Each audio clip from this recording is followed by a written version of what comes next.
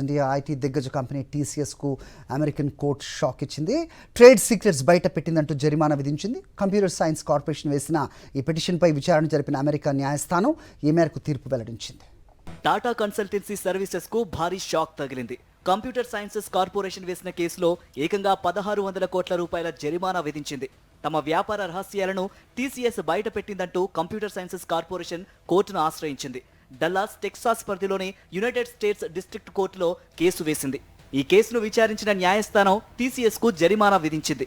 వాణిజ్య రహస్యాల దుర్వినియోగంపై టీసీఎస్ పూర్తి బాధ్యత వహించాలని తెలిపింది.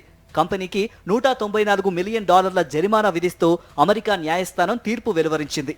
తమ సంస్థకు అమెరికా కోర్టు జరిమానా విధించిన విషయాన్ని టీసీఎస్ స్టాక్ ఎక్స్చేంజి ఫైలింగ్లో తెలిపింది. ఈ మేరకు జూన్ 14న కోర్టు ఉత్తర్వులను అందుకున్నట్లు వెల్లడించింది.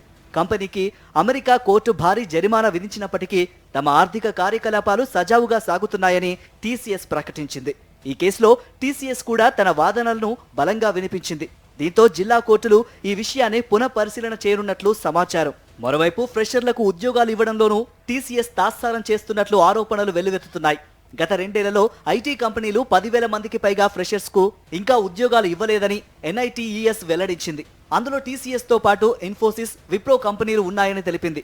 కంపెనీలు ఉద్యోగాలు ఆఫర్ చేసి తర్వాత విధుల్లో చేర్చుకోవడంలో చాలా ఆలస్యం చేస్తున్నట్లు తమకు ఫిర్యాదులు వచ్చాయని ఐటీ ఉద్యోగుల సంఘం అధ్యక్షుడు హర్ప్రీత్ సింగ్ సలూజా తెలిపారు.